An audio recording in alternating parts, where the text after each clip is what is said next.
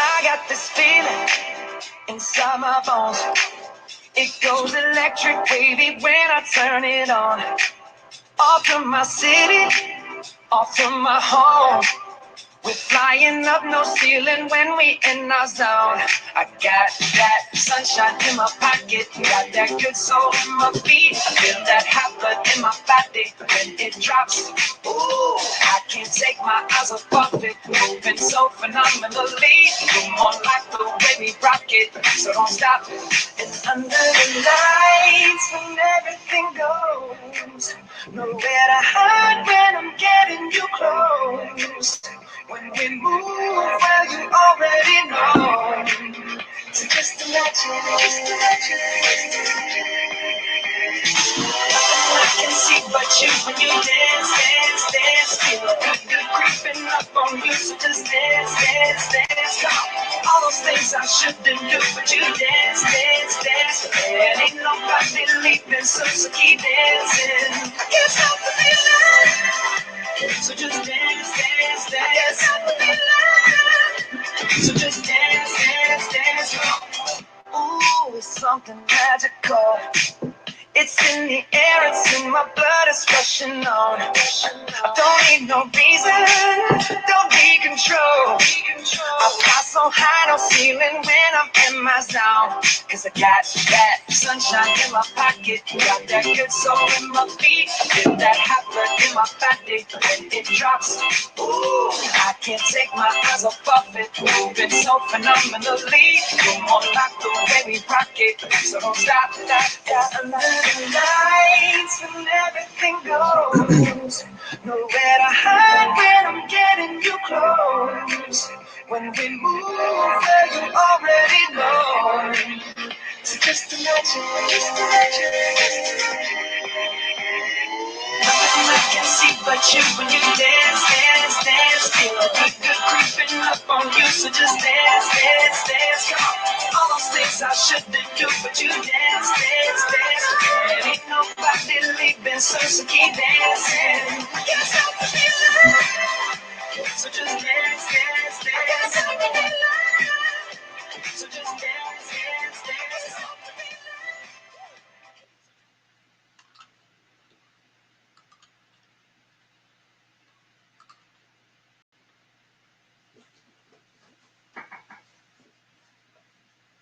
All right, it is 7 o'clock Central Time. So we're going to go ahead and kick this party off.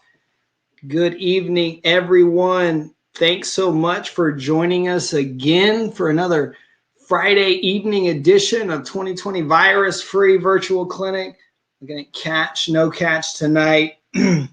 Thanks so much for spending a portion of your Friday night with us. We really appreciate it.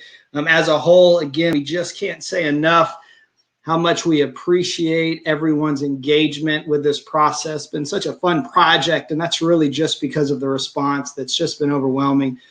So really cool to be a part of this community, and we just want to make sure you know how much we appreciate you continuing to engage and log in with us and spend some time talking about football. Real quick, my name's Daniel Young. I'm a back judge in the Big 12, broadcasting to you live from Kingwood, Texas, just northeast of Houston.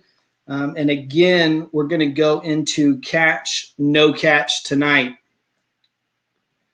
I bet that when you were a kid out in the field, the street, your yard with mom and dad or a sibling throwing the football, the idea that hundreds of football officials would need to get together and commiserate and study and train over the idea of what it means to catch a football, that wouldn't make a lot of sense to you. Probably pretty hard for your kid self to wrap its head around. So it seems like a pretty intuitive and simplistic idea, and a lot of the times it is, but also it is often a very complex consideration that requires this kind of training and requires this kind of honing your judgment. So again, thanks for engaging with us. I really enjoy this topic. I think it's one that kind of stirs the passions when we're talking about catch, no catch for coaches and fans, and even officials, and can even be polarizing. We've certainly seen that within the media. But again, even amongst officials, it's one of those that we get very committed to our beliefs about a given play. And I think that's okay. I don't think there's anything wrong with that.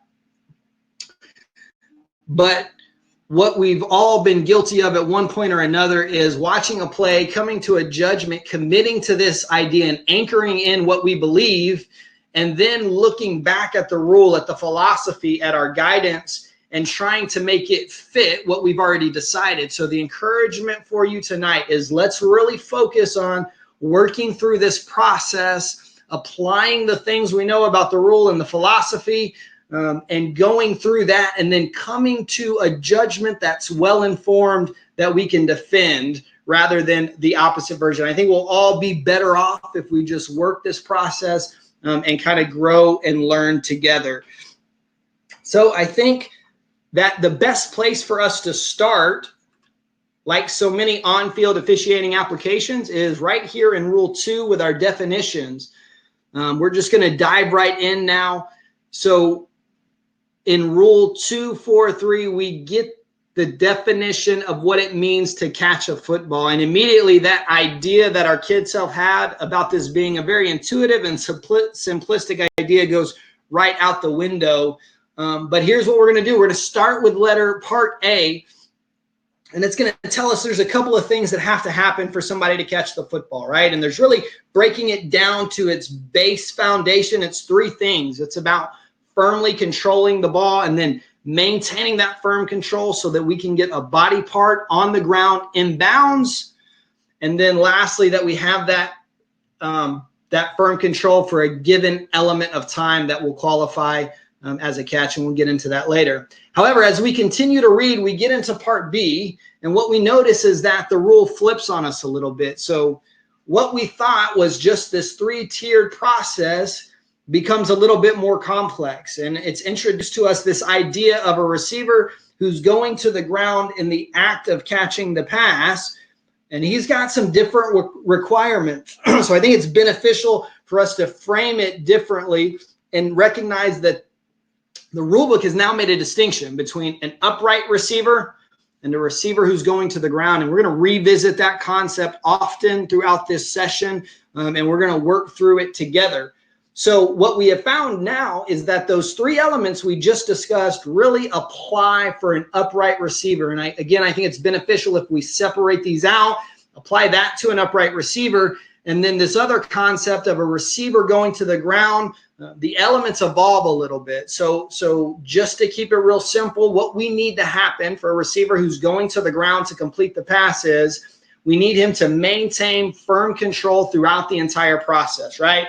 If he's out of bounds. If he's in bounds, he can lose control. We just can't let the ball hit the ground. If he's out of bounds, we've got to maintain firm control throughout the entire process. And then the rule book goes on to throw in this other caveat.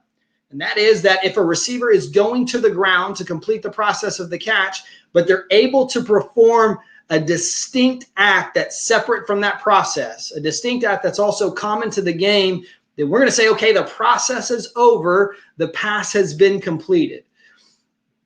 So those are the elements we're looking for the two different types of receivers.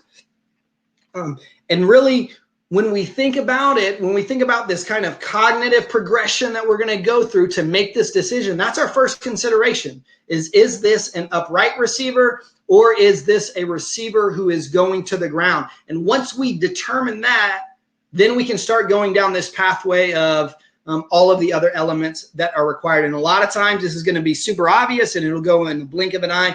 And other times we're going to have to really dig into these things that we learn, dig into our kind of library of catch, no catch, and process what we're seeing. So that's where we're going to start tonight watching our film. Excuse me. But before we get there, let me just mention a couple of things from a mechanics perspective I think are really important. Football plays are dynamic and they evolve, and where we're supposed to be evolves, and where we could be looking evolves.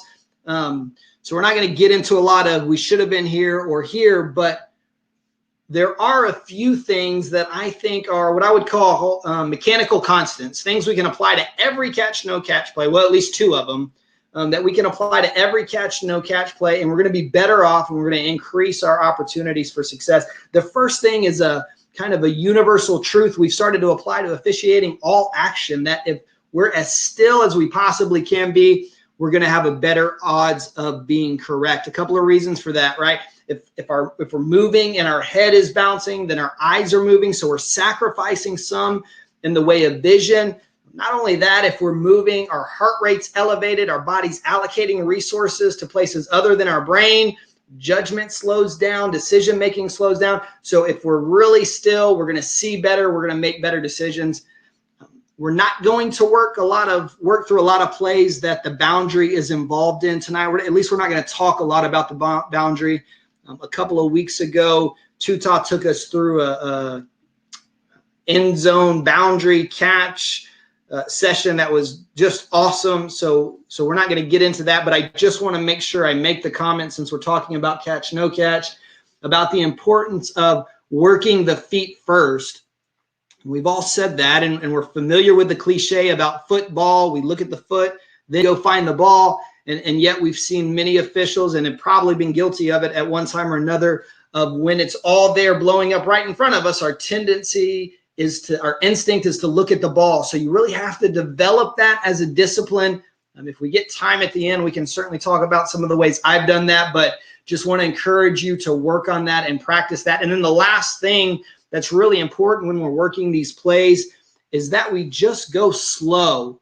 We sit back, we observe the action, we allow the play to come to its natural conclusion, and then we make a judgment, a well-informed judgment about what we've seen. All right, so let's look at those as we go out. I'll mention it in some plays. It certainly doesn't mean that we didn't use good mechanics on other plays, or just a few that it really stood out to me that I felt compelled to mention. All right, so you may not be surprised to know, but we're going to start with a poll. And I'm going to set the poll up for you before we load the video now.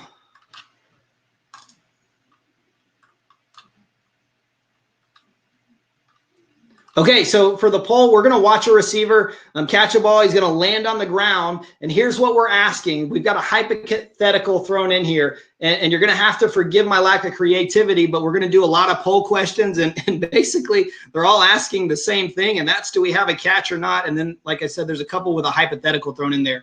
So I'm going to load the video now as you kind of look at your options.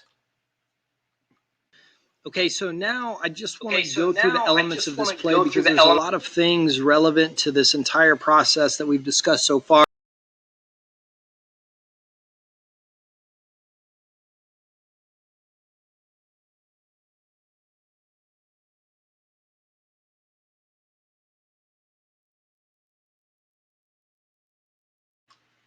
All right, here we go. Correct video this time. Sorry about that.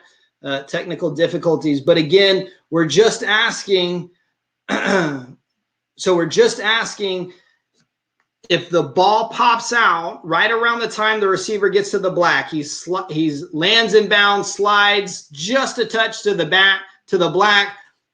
What do we have, right? Do we have an incomplete pass because he's still in the process of going to the ground and he's got to maintain firm control throughout that?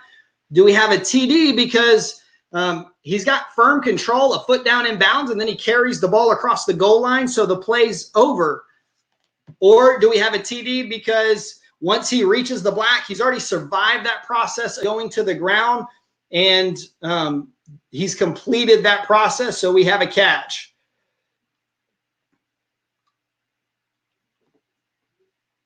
So just going to let the play go a few times, let everybody get the opportunity to vote.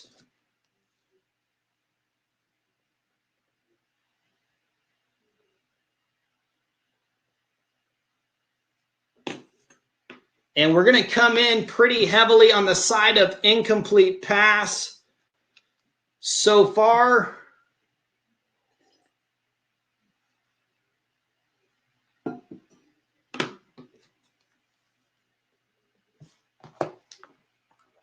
All right, now we're going to end the poll and we're going to break down this video.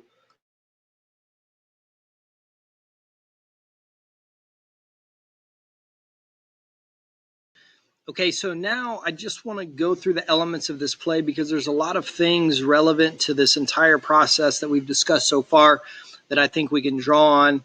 So I'm just going to let the video play. And the first thing that we're going to see really, really clearly from the live line feed and then also from the first replay is that this is a receiver who is going to the ground. We've got firm possession of the ball.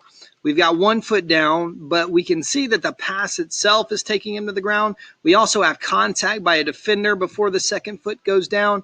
That's going to help him go to the ground. So this is one of those very clear going to the ground situations. Now remember, the poll question is asking if about right now the ball pops out, what are we going to do? What's the decision we're going to make? Okay, we've already established this is a receiver going to the ground. So let's just talk about the elements we have to have, like we mentioned at the beginning of the session, have to have, he's got to have firm control, body part down inbounds, and then maintain firm control throughout the process of going to the ground. So one of the options was, has he now been to the ground long enough or slid far enough out this way now that we're kind of in this area past the white so that he has completed the process of going to the ground? And the real simple answer, guys, is just no, we haven't completed that process. We've survived that first contact with the ground, and surviving the ground is language we want to get really comfortable with, and we have some other plays that are going to demonstrate it even more clearly. But we still have to survive the process. And so hitting the ground is not the total sum of that process. So we now hit the ground, but the defender's falling on us. We're going to slide a little bit. So if that point where he just ends up in the black, let me go backwards.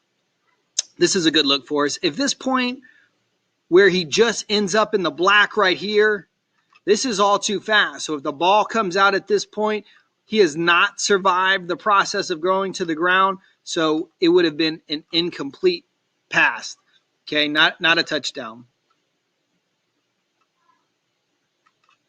Our other choice was, and this is a good view for us to look, is, listen, we've got firm control. Now, we've got firm control. Okay, we're going to play it a little bit further. We've got a foot down in bounds. So far, so good. And now we've got a goal line, and we're going to carry the ball in firm control, in possession beyond the goal line. So isn't this play over as soon as he breaks the plane of the goal line, and now we have a touchdown? Okay, so the answer, again, is simply no. One of the things I want to be very clear about and we take away from tonight is that the requirements to complete a catch, to catch a football, are the same in the end zone as they are in the field of play. So wherever we are in the field, our standard for making the catch remains the same. So in this case, again, if the ball were to pop out, just like we said last time, still have an incomplete pass, okay? The being in the end zone doesn't affect the completion or the process, rather. So then the correct answer is simply, if the ball were to come out, we would have an incomplete pass. In this case, the ball doesn't come out. We've got a foot down in bounds, firm control throughout the process of going to the ground.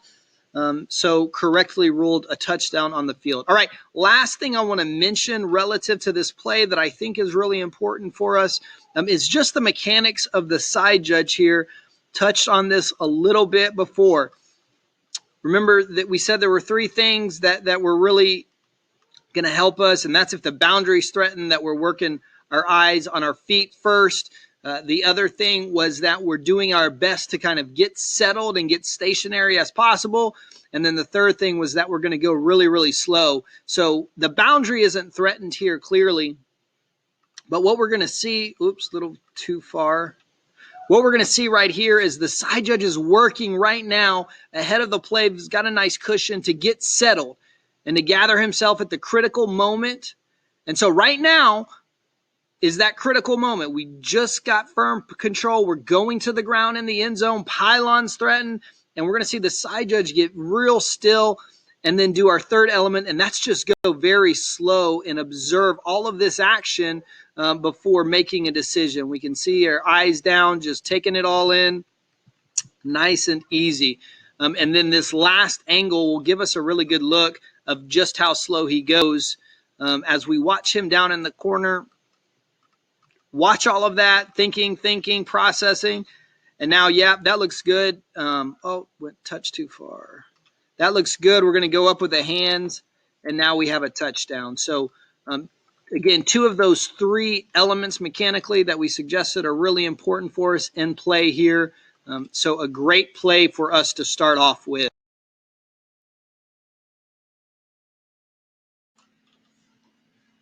All right, let's move on. We've got another poll kind of staying in the same lane, working through this idea of a receiver going to the ground. I'm going to actually start the poll this time when I say I am. So you've got your questions. No hypotheticals here. Effectively, we're asking you to just make a ruling, and we'll do that a lot tonight. But we've got some different reasons for our rulings, but no hypotheticals. So let's get the video going.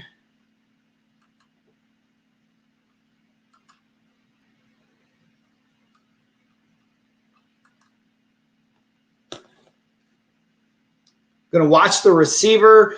The pass is going to come to the back end of the end zone up here at the top. And we're just asking, your options are, is this a touchdown because he establishes firm control? He's got a body part down in the end zone. The play's over.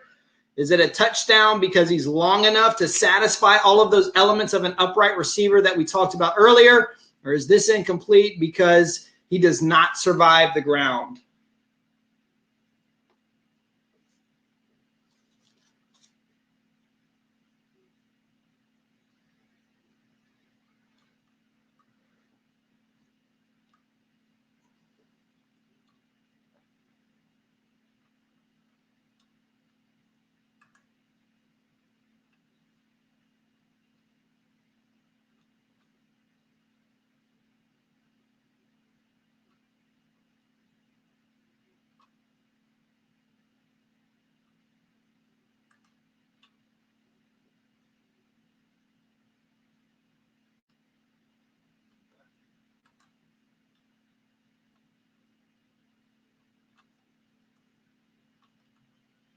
All right, so when we look at our poll, most of us are saying that this is incomplete pass. We've got a few folks feel like maybe he's an upright receiver. So let's just, again, let's break this play down, starting from the beginning, and talk about the elements that we're looking for.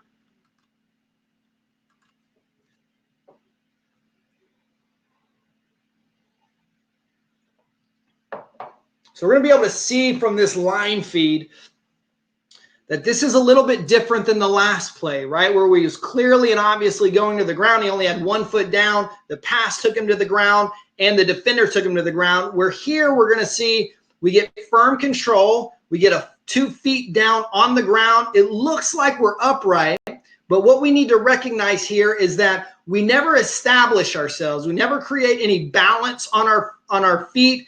We get our feet down on the ground, but the pass is taking us to the ground. The defender doesn't do much, but we're contorting our body to catch the ball. And so this whole act is us going to the ground, even though our feet touched first and appeared like maybe we're upright.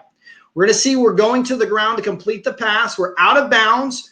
We're going to see lose control of the ball. It's going to slide down here a little bit.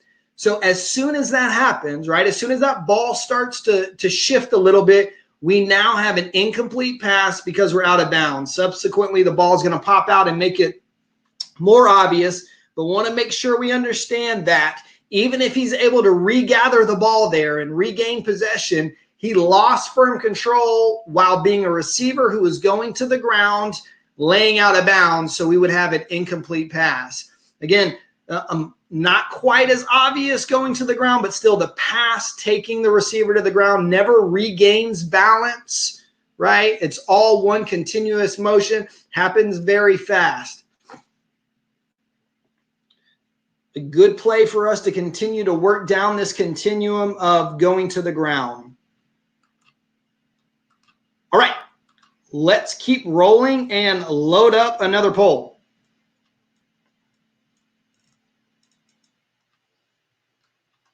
All right, only 2 choices this time.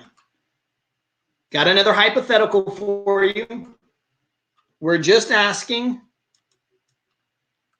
if the receiver, it's coming at you, if the receiver drops the ball, loses possession, the ball pops out when he hits the ground, what's the result of the play?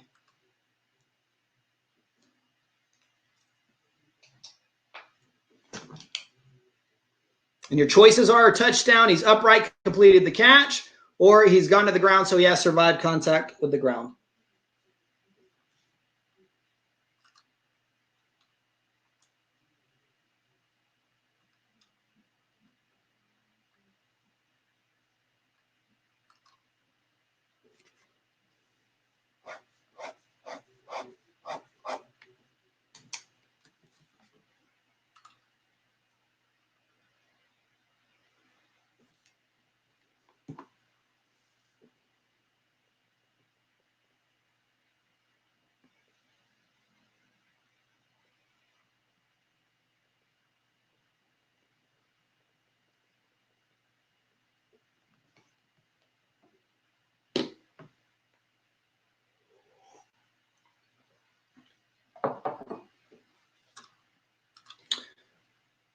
All right, we've got a lot of votes in. Looks like we're about 3/4 of us are thinking this is upright, and then about 1/4 of us, if you're a math major out there, are thinking that maybe this is incomplete.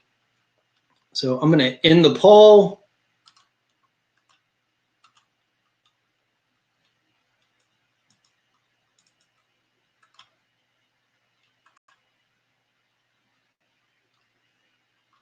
Okay, so here's what we've done these last 3 plays is we've kind of worked through a continuum of receivers who are going to the ground. And if the first play, again, was a very obvious example of a receiver going to the ground to complete the catch, and our second one was a little bit tougher to distinguish, this is just a flat-out tight play and a really tight consideration. Before we get into that, just want to mention the mechanics again. Let's watch the back judge on the inline. Very, very little movement. He doesn't have far to go backwards, but we've all had to fight that urge to run up and down the inline, which doesn't really gain us much. So a really nice job of just being still, going very slow, a nice methodical touchdown signal you can't see there, but really well done mechanically. All right, so now let's look at the catch. And here's what we're going to see. Boom, we've got firm control immediately off the bat. Then we've got our right foot down on the ground. We're going to play it just a little bit. We're going to get our left foot down on the ground now, and we still don't have real contact from the defender. He's touched us, but he's not done much to us. We're going to move forward here just a touch. Now we're going to see the defender contact the receiver, wrap his arm around his stomach, and throw him down on the ground.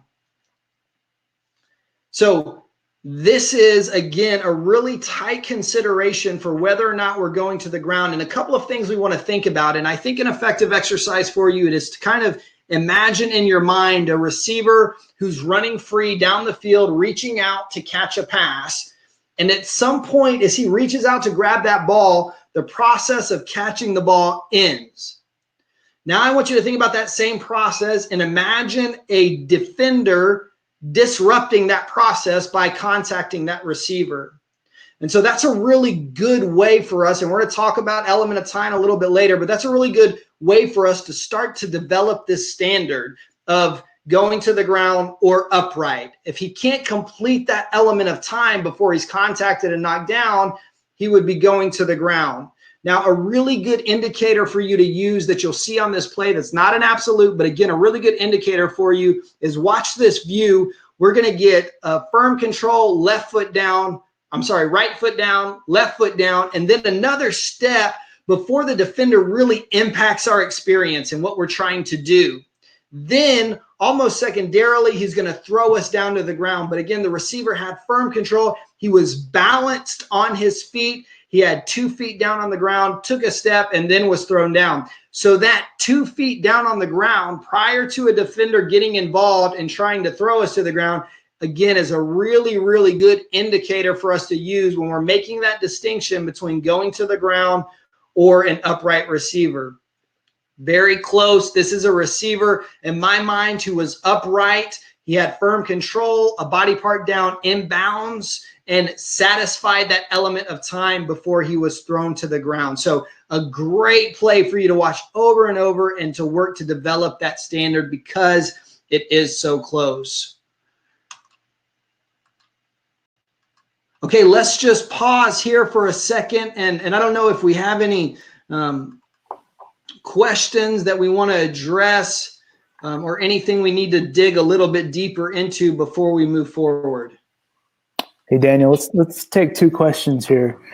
And so, you know, we talk about this player going to the ground on his own versus contact by the defense versus being upright.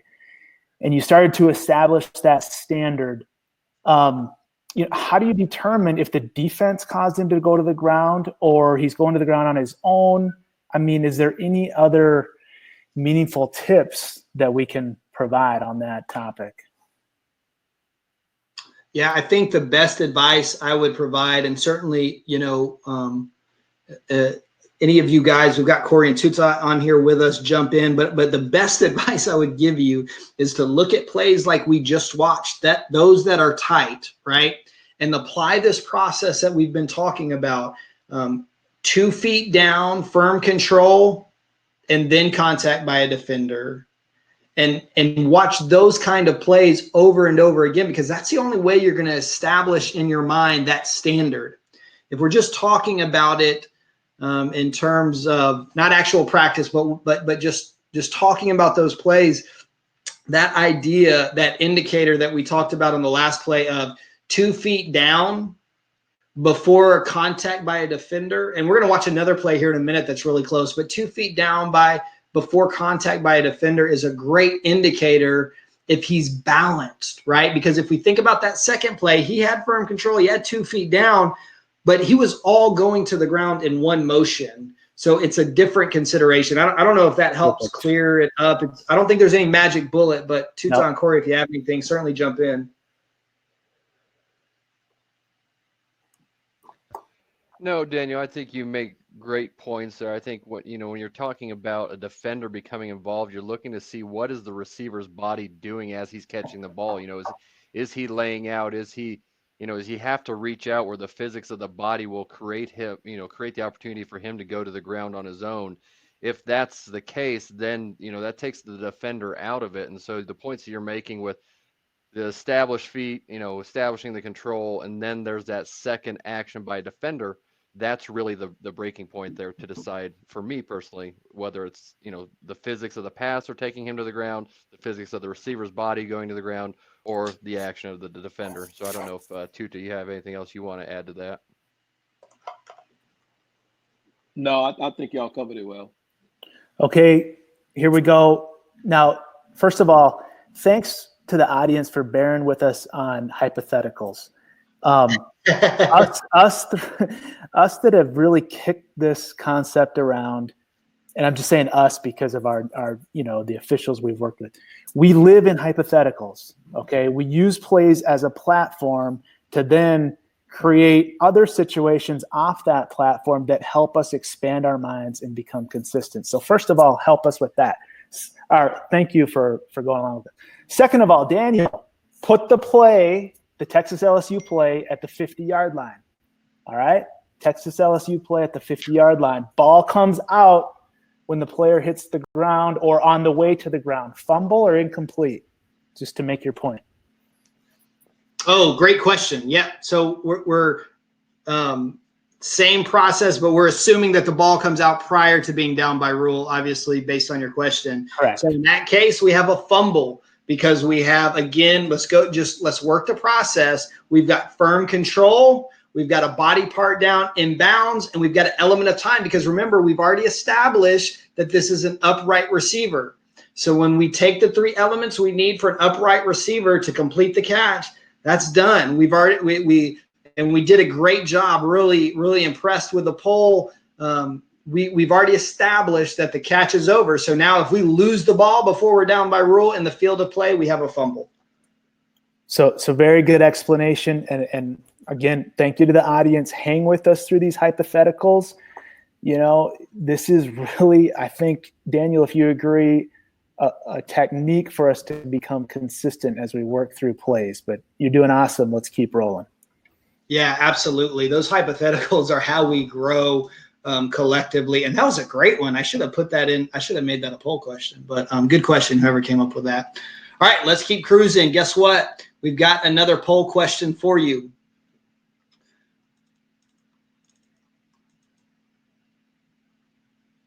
All right, so I'm going to publish the poll first because I'm a learner.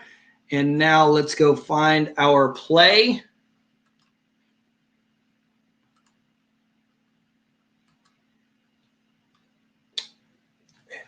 Here's what we're asking. We're going to have a receiver catch or not catch the ball, but ultimately the ball is going to end up popping out when he hits the ground. And what we want to know is this incomplete? Because he doesn't survive the process of the ground. He's just falling and trying to brace himself and the ball pops out. Is it incomplete because this is actually an upright receiver, but not maintain. Sorry about that grammar, guys. But he does not maintain firm control long enough to satisfy our element of time? Or is this a touchdown because even if he's going to the ground, he has performed a second act?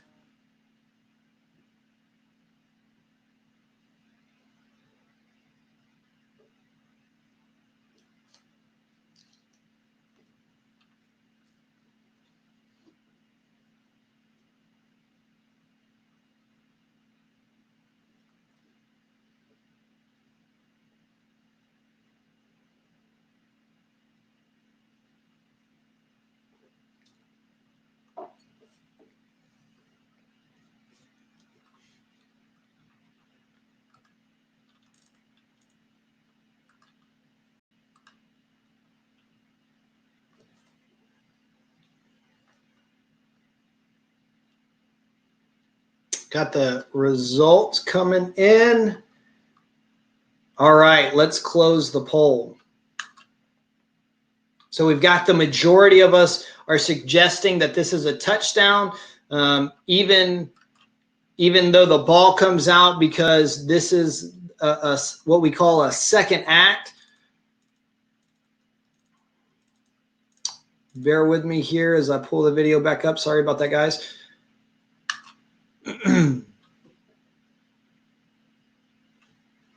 All right, here's what we're going to see. The receiver at the bottom, you've already seen him run the post. He's going to get contacted by the defender, almost at contact. Really interesting conversation about going to the ground. But what I want us to focus on is this idea of that we talked about in the presentation, the slide deck, of performing a second act. And we're going to get a really good replay right here.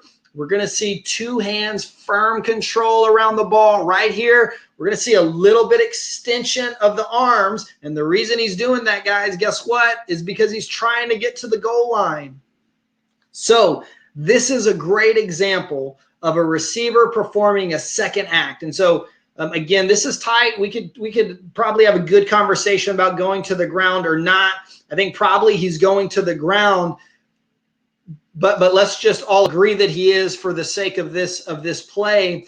He's going to the ground. As soon as he reaches that ball out for the goal line, the process of the catch is over, right? So he reaches the ball over. He's reaching. Now we have, not now. Now we have a catch. The ball breaks the plane of the goal line. The play is over. Okay, if this is in the middle of the field, it looks like that left elbow probably hits first, so he's down by rule rather than a fumble. But again, as soon as we perform that second act, this process is over. We don't have anything else to think about in regards to catch, no catch, and we can just continue to officiate under the context that the pass was complete.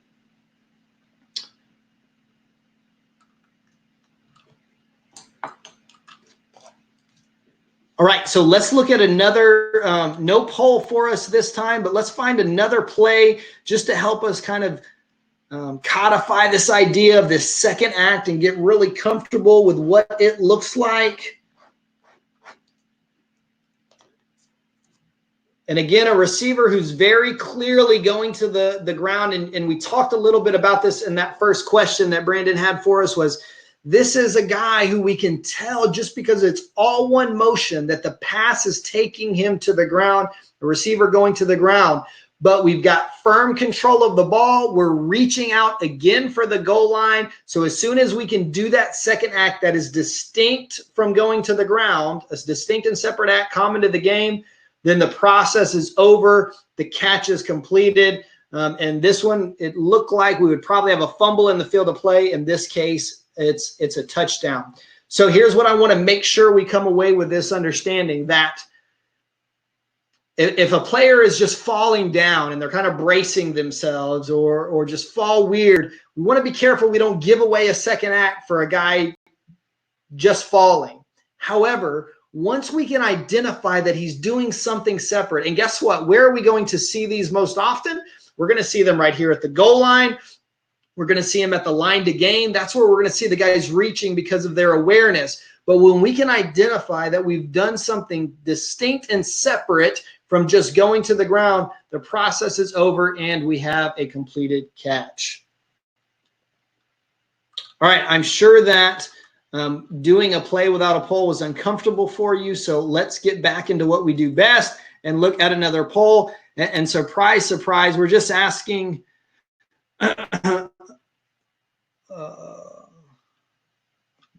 sorry.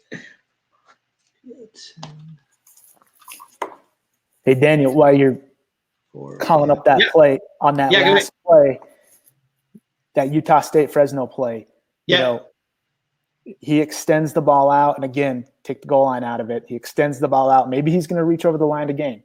If he loses the ball before he's down by a rule, what do we have? Yeah, we got a fumble, right? That's right. And I think that would have been the case in that play. It didn't look like we had an elbow or a knee down. Looks like in that play, if we do that reach and that ball comes out, we have a live ball. And that's where we really have to be comfortable with what we're doing here in these concepts, because we don't want to blow that play dead, right? That's going to be an uncomfortable position for everybody to be in. So we need to recognize that reach. And I think that's probably the most common second act, right? I don't have any data to support that, but that's what we're going to see most often, is reaching for the line to gain or reaching for the goal line. We don't want to blow that dead. We want to let that process play. All right, here we go. Got the poll loaded for you. And let's get the video going here.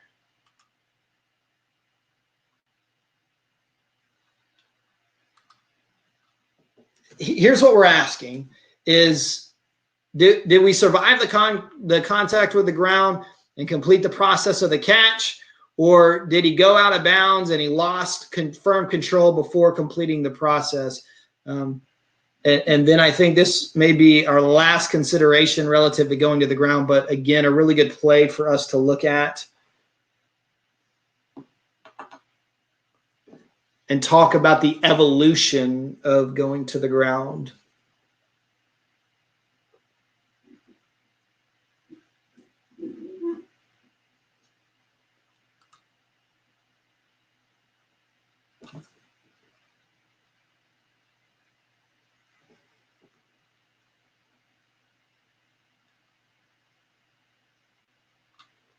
All right, we've got the results coming in.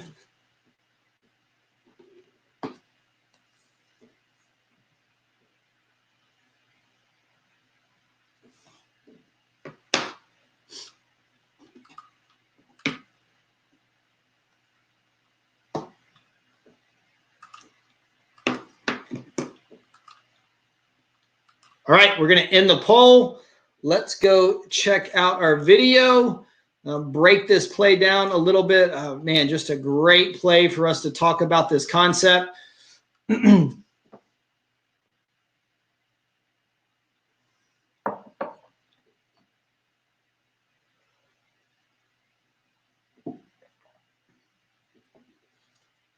All right, so let's wait for this replay to come up, give us a great view. He's going to go up, stab it. We've got firm control. Going to come down with a rear end first in bounds. Back's going to land out of bounds. And then we're going to start to slide and juxtapose this action to that very first play we watched where we talked about it coming out quick, whereas hit the ground. And then now we've slid 5 to 6 feet. We've got 2 hands firmly on the ball. On the ground, and then a defender's going to swipe or kind of scrape at the ball. Let's move it along here. And then the ball's going to fall down on the ground. So a really, really good play for us to talk about this idea of surviving the ground that we mentioned in that first play. And now let's look. He's hit the ground. He had a defender fall on him. He slid 5 to 6 feet. And then with a second act, the defender is going to swipe this ball out of his possession. Let's wait for our replay to come back up and give us a really good view. Again, we've stabbed it. We've landed. We've slid. Now we're going to lose the ball. So when we started this idea of going to the ground to complete the catch, you may remember we used to talk about, well, he's got to hand the ball to the official. He's got to get up and hand the ball to the official. And that's guidance that I think was really well intended and help us understand that this is supposed to be a process. But unfortunately, I think at times it started to override our common sense a little bit. And this is a great example of a guy who has survived the ground and completed all of the elements. And then we've got a second and separate act from that, swiping the ball out of his hands. So again, a really, really good play for you to kind of put in your bank here and just draw on as somebody who's gone to the ground, survived the ground, and completed the process. And so now we would have an incomplete pass because we got a body part down inbounds prior to sliding out of bounds. So again, just a great play to illustrate that point, and one we can certainly all learn from. All right, any questions we need to address or anything we want to dig into a little bit deeper? You know, Daniel, right quick, let's go back to that Fresno Utah State play conceptually. And the old adage is the ground can't cause the fumble, but we threw out that scenario where he reaches the ball out before any body part other than his hand or feet touch the ground. The ball hits the ground and it pops out. Same play, but just change it just a little bit to where the ball, and maybe this is exactly what happened on the play, but the ball basically pops out upon its contact with the ground before another body part, other than the hand or the foot hits the ground. So talk me through, what about the old adage that the ground can't cause a fumble? I mean, how do we reconcile that? Yeah, I'm not entirely sure where that adage came from. Maybe it was around before I was around, but that play is a great example that old adage is a little bit suspect, because in that case, the ground would absolutely cause a fumble. And maybe it was around before we started digging into this idea of a second act and going to the ground to complete the catch. Maybe that's where it came from. But now that this is where we are, in that case, let's put that exact same play in the field of play. We've got a receiver going to the ground with firm control. He extends the ball to get the line to gain, and the ball's the first thing that comes down and pops up. We have a fumble. That is not down by rule. So I would just say that adage is maybe something we want to kind of evolve from or move on from, because it's just not an absolute anymore, and we don't want to go down that wrong road of thinking. I would also say a good point there is on that play, and we're going to visit this here in a few minutes, but when the ball hits the ground and it starts to move a little bit, that's evidence of a loss of control and not just a little ball movement. But again, we're going to talk about that later. Yeah. All right, now let's circle back. Now let's just reiterate the outcome of the Ohio State-Oklahoma play. We can see the official ruling incomplete, but the result of that play is a catch and really a second act. The ball comes out clearly after the receiver survived the ground. So there's a little confusion in the chat. Let's just hammer that home, Daniel, on the result of that play, whether it has to go to replay or on the field, or it doesn't really matter. But give us the result of that play. Yeah, good point. And I'll just say that knowing that official that's making that ruling personally, maybe one of certainly one of the best officials I've ever seen work. But that's an old film. I will also add that. But again, it's a great example of we were trained very, very well, especially as deep guys. And Corey and Tutak can jump in on this, but that we needed him to do everything throughout this entire process with possession of the ball before he could have a catch. And as we've evolved over these last couple of years and come to understand this idea of surviving the ground, that's just, again, a great example of we don't need him to end up with the ball at the end of the day. We need him to hit the ground, and if the defender falls on him, that's a part of it. If there's a little bit of a slide, that's a part of it.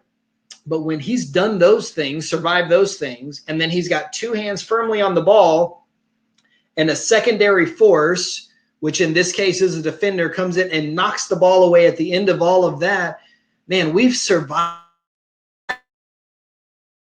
onto the ground. We survived, right? And that's a completed catch. So the appropriate ruling on that play is a completed pass.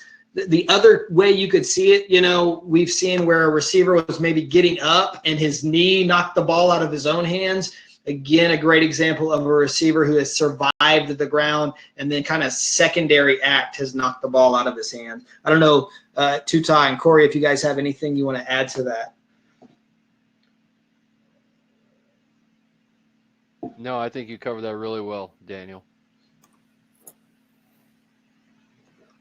What I would just add for all of us that really, really need to, get satisfaction from knowing the result of these things. On that particular play, replay did overturn that to a catch. Just so we can all have a little closure on that play and move on to the next play. Yeah, and let me also say, golly, great point, Brandon. Like we want that resolution, but really remember what we're doing here. We're just trying to apply the process and work through it so that we all have a common understanding of how to apply these elements to the different action that we're seeing. But really good play for conversation and to help us grow through. All right, let's keep rolling on. And we've got another poll for us.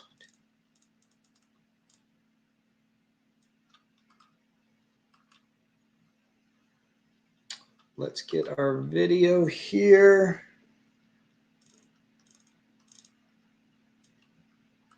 And we're gonna change directions a little. Well, that's a bad way to put it. We're not gonna change directions. We're just gonna change our focus a little bit here.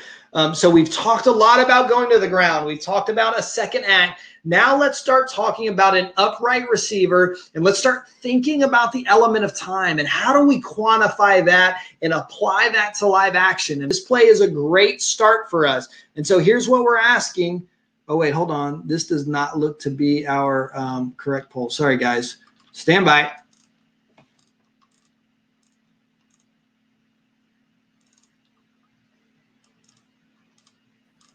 All votes have been rescinded. Don't worry about it.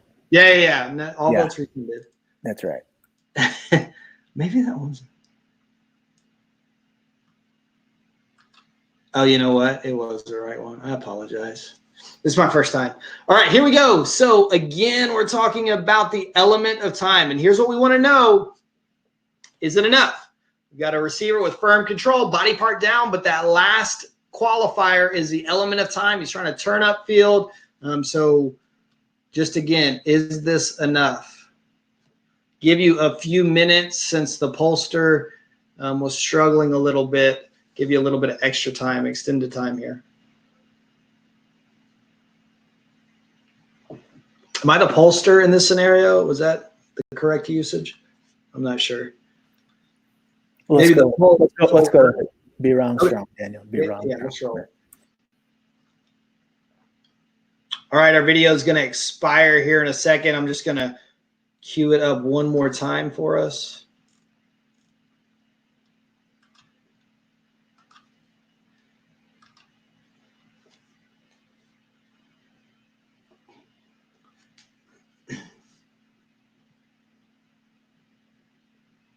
All right, so let's just start talking about the elements. I'll leave the poll live just to make sure everybody feels like they have enough time.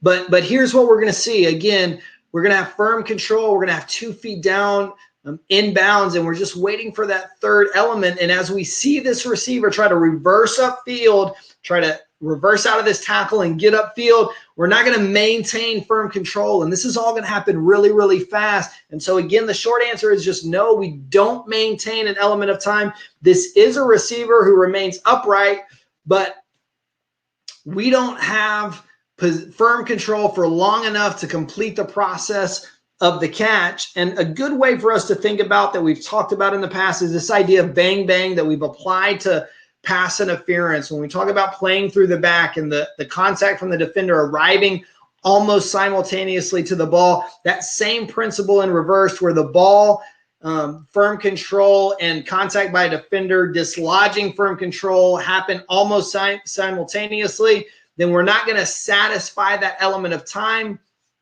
And this is just going to be an incomplete pass.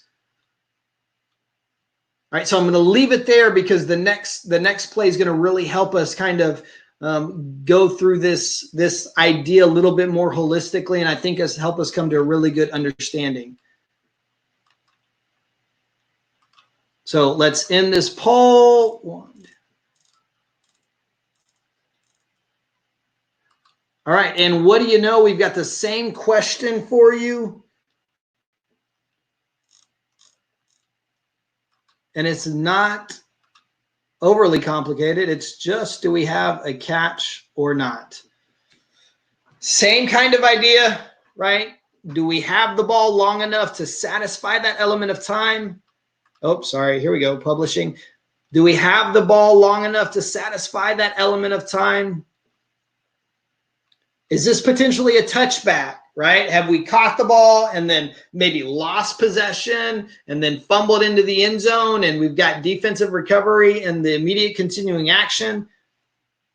Is it incomplete because we lost firm control too fast?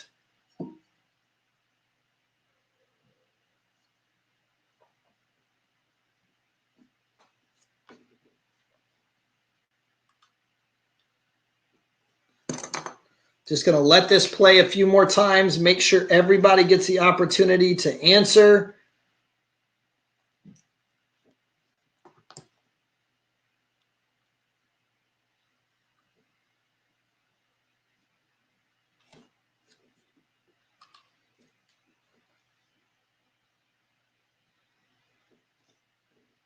All right, let's close it.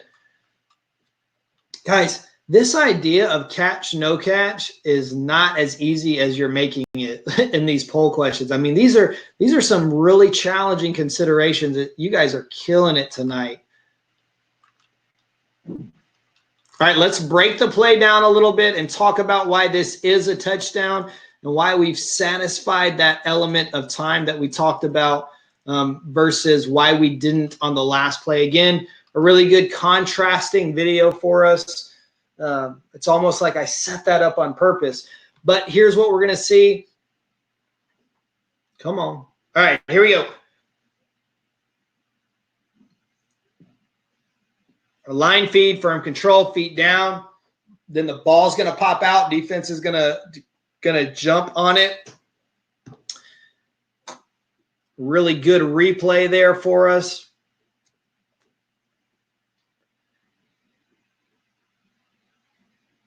Watch it one more from the line feed. Let's start to break this action down a little bit. And here's what we're going to see. The first thing we're going to see, that's probably a little bit early, but in a second, that's going to be evidence of firm control and 2 feet down. And that's the first thing that we're going to see. And then what's going to happen is we're going to turn our hips, open up our hips, and take a step upfield. While we do that, we have firm control. So that is our third element of time that qualifies this as a catch. We've got 2 feet, we've got firm control, 2 feet down, and now that opening up of our hips and running upfield is that second football-related move that we need to happen to satisfy that element of time. So I left us hanging a little bit in that last video, right? Where we just said, oh, they didn't qualify, it wasn't long enough. but fortunately the rule book hasn't left us hanging. It's gave us some indicators, a stick to apply this standard. And what we're really looking for is the receiver to have the ball long enough to do something like this. And it could be a stiff arm, it could be a lunge, it could be a stutter step. In this case, it could be opening up our hips and running upfield to get into the end zone. So that's how we determine element of time. Do we have the ball long enough to do something football related with it? And this is a great example of, yes, we have it long enough, we turn upfield, and then the ball pops out. The touchback is a little bit of a cheat distractor, and you guys didn't fall for it at all, because if we don't have firm control while we are crossing the goal line, we never had firm control, and it would have been an incomplete pass. So again, really, really nice job on that. Is there anything we need to address relative to element of time, which can be really sticky kind of concept for us? Well, Daniel, I think you've covered all the elements, but help me out. Why is it incorrect to say he had control of the ball breaking the goal line? In terms of, if we're going to try to make an argument about this play, and I'm not going to say that's incorrect, but why is that incomplete?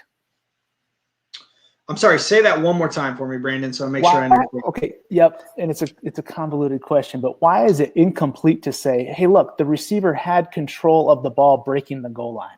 Yeah, that's great. And yeah, that's tough. That's a really good question. And what we're really asking, though, is the process over when he's breaking the goal line? Because we've mentioned this over and over tonight, and that goal line really isn't our indicator, right? It's this process that we're trying to apply. Do we have firm control? We establish firm control. We establish clearly a body part down inbounds. And now have we satisfied the element of time by doing something else? So as soon as we do something else, and it's got to be football related, right? And in this case, that's opening up our hips and running into the end zone. We've now satisfied that element of time. So it really doesn't matter if we're on the goal line or not. We've just got to catch because I had the ball long enough and I maintained firm control throughout that process of doing something else with it. Does that make sense? It does. And then piggyback on that. All right. I think some of us are thinking element of time and second act are synonymous, when in fact, they're really not. Because when we're talking element of time, especially in terms of an upright receiver, we're talking about time to perform an act, whether he does or not. So, I mean, think about it, Dan. When he actually performs the act, element of time is out. We don't even need to make that judgment. Can you help me clarify that? Yeah, I don't know. I'll try. Would love some input from the guys on this. That's when it gets really, really hard. When he does something very clear, like that last play where he opens his hips and runs upfield, it becomes very easy for us, right? That's enough element of time because he did something else. When he doesn't, that's when it gets really hard. I've really benefited personally from this philosophy of bang, bang that I mentioned on the play before that we used to apply to DPI, or we do to apply to DPI when a defender is playing through a receiver's back, where if it all happens, like it all feels like one thing, where it's like bang, bang, we're going to wipe that out and make that incomplete, where if we feel like there's a pause there, bang, bang, then we're going to make that a catch. And then the other thing I would say, Brandon, I think is really important is that, that old adage of when in doubt, wipe it out, it applies really well here. If that feels too fast, if you're just uncomfortable with how quick the ball came out, we're always going to be in a better position if we just wipe that play out and make it incomplete versus allowing a catch and a fumble to happen that maybe wasn't really there. And then, by the way, without getting too deep into it, putting replay into a bad position potentially to have to judge element of time when they're going to be able to see firm control really easily on video. Very good. Very good, Daniel. All right, we're going to skip ahead here in the programming.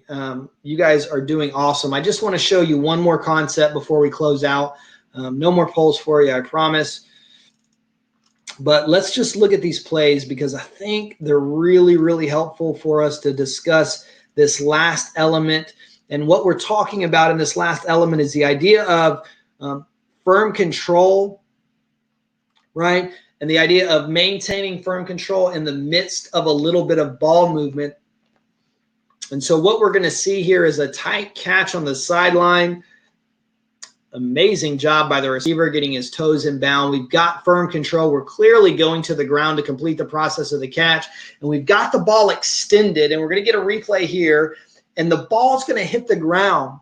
But what we're going to notice as the ball hits the ground is that the receiver's got great control of it. And so even though we've extended, we stuck the pass, which just means is if we stick the pass, that means we gain firm control immediately as it touches us, right? And that way we can start our clock for element of time. That's why we use that term stick.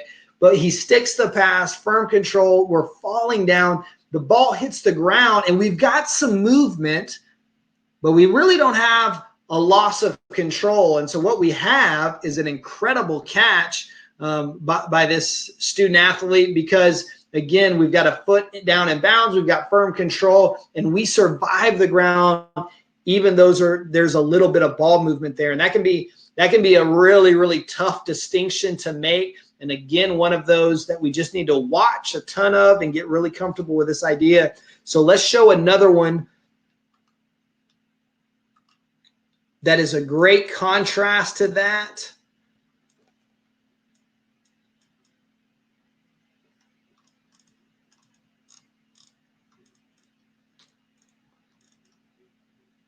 Here we go.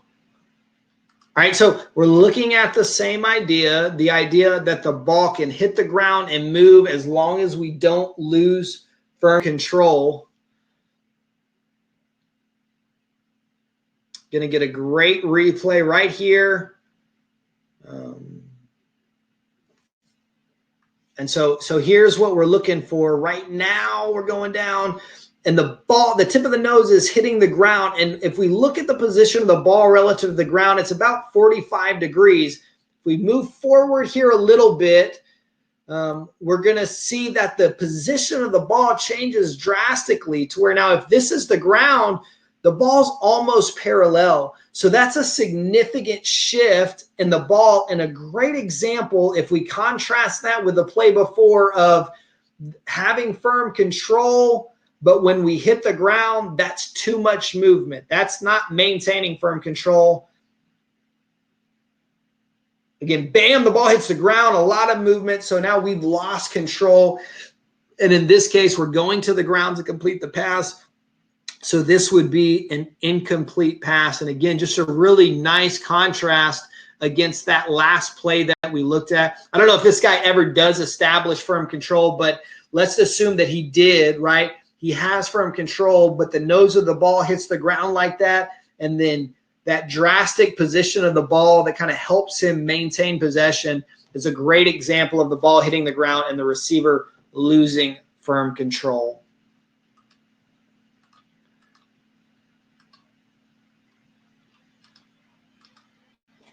All right, so that's all we have for tonight. Had a few other plays that were bonus action just in case the clock worked out, but surprise, surprise, I talked too much. Here's what I want to close with, and I want to just emphasize these things for you, and we'll finish with a couple of questions. But again, mechanically is where we have to be sound. If we're not mechanically sound, we're never going to get these calls, right? So focus on those ideas of being still at that critical moment. Work on that in spring ball. Hopefully we'll have fall practices. And if we don't, football's coming back one day. So when you're out there on the practice field, work on being still at that critical moment. Practice looking at the feet first and then go really, really slow and process everything that you're seeing. You'll be in really good shape. And then if we take that and combine it, and we get really good at distinguishing between an upright receiver and a receiver going to the ground, and we're very, very comfortable identifying a second act, and we get really good at recognizing when that element of time qualifier has been satisfied, and then we can make that distinction between movement and loss of control. We combine all of that together in a bowl, man, we're going to officiate catch, no catch at a really, really high level. And you guys are on the right track. Just awesome participation tonight in the polls in the chat. So thanks so much again for joining. And Brandon, let's close out with any questions or anything we need to readdress before we shut her down. No real other questions. You covered a lot of the concepts. One concept I heard, Daniel, that I'll just kick over to you almost impromptu here. So we talk about working the feet and then the ball, and really certainly that applies to boundary plays because of the element of the sideline.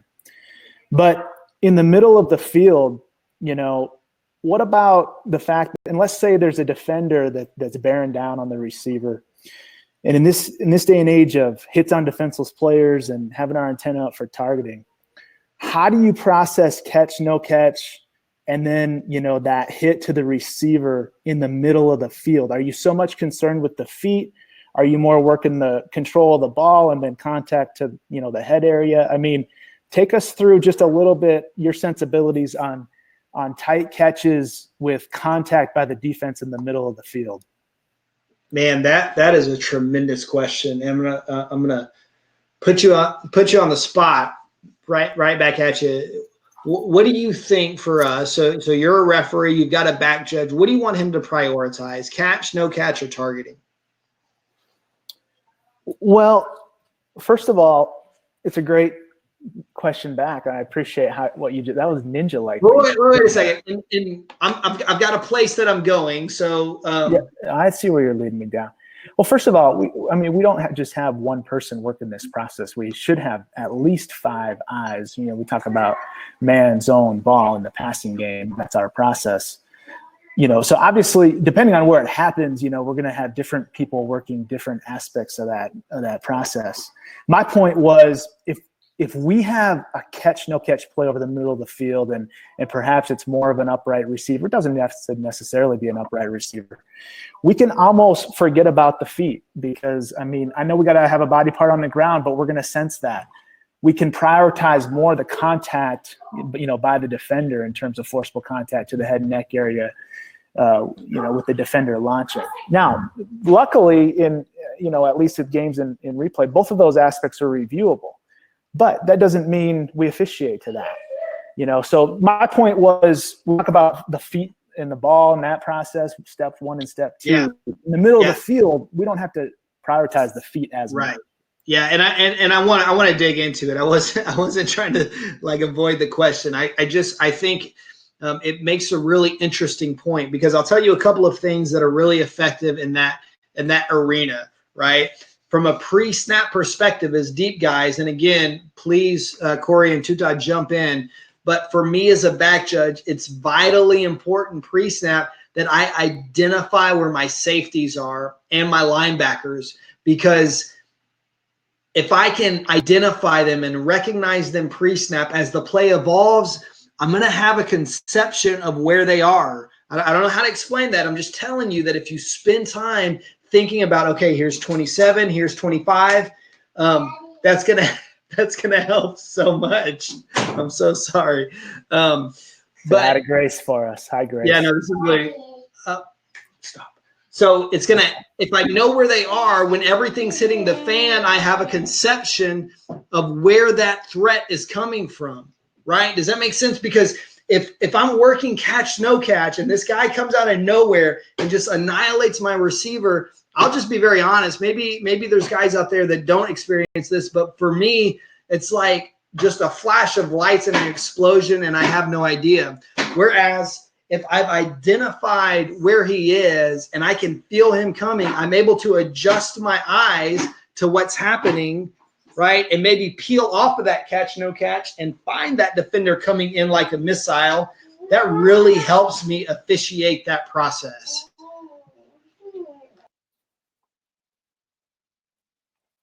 Yeah. What about, Corey, you got any thoughts on that? Boundary plays are one thing. We have the foot in the ball, but what about plays over the middle? Any tips for for working. And then Yeah, I mean, let me hit that one more time. I'm Go so ahead. sorry, Corey. And I want you to give us your input. But the other thing is that it's the same thing. If I have a tight catch, no catch, and the ball careens off somewhere, I'm not following the ball to see who catches it, right? I'm officiating the player so that we don't have a UNR, or we don't have a targeting. And it's that same kind of discipline because, like you said, Brandon, very aptly, I have guys that are going to help me with that catch, no catch, and maybe help me with the targeting. But I'm not going to sacrifice a safety play so I can watch that ball be caught or not caught. So go ahead, Corey. Well, I mean, you guys bring up a great point that the boundary line being involved obviously changes the importance of that foot coming down. Now, how I officiated may be a little tweak here and there of how you're explaining it, because I think it all depends on your proximity to that catch. So as a back judge, you have the luxury of having a lot of space a lot of times between yourself and the catch, which gives you that nice wide angle. But even if we have a catch from side judge, field judge position that say at the numbers, we're still compressed a little bit, and depending on our cushion and the length of the route and et cetera. But I still even in pregame when I'm out there, I am watching guys catch the football, and I'm feet ball just to get my eyes used to that. So that still is my process. I do agree with you 100%. Your pre-snap read of where are missiles coming in from, those safety, those linebackers, those are definitely key. But I think my process, I try to not deviate too much from it, whether it's a boundary or in the middle of the field. You just obviously have a little bit more latitude. You have a chance to sneak a peek, if you will, or cheat up away from the ground to see some of those other things. But I think a lot of that depends on, like I said, the proximity to where I am to the catch. Yeah, that's a really good point. Tutai, you awake, buddy? Maybe not. All right, Brandon, anything else you want us to touch on? No, I mean, I think we could go all night with some of these. We could. Holy cow. I feel like I left out a lot of stuff, but we covered so much content. So good night. Great job, Daniel. Thank you very much. Good night, everybody. All right, guys. Thanks so much. Have a great night. Enjoy your weekend. Hey, tune in tomorrow noon. We've got reverse mechanics with Corey, going to be awesome. We got Sunday afternoon. We're looking at another rule session. So big football weekend. Have a great night.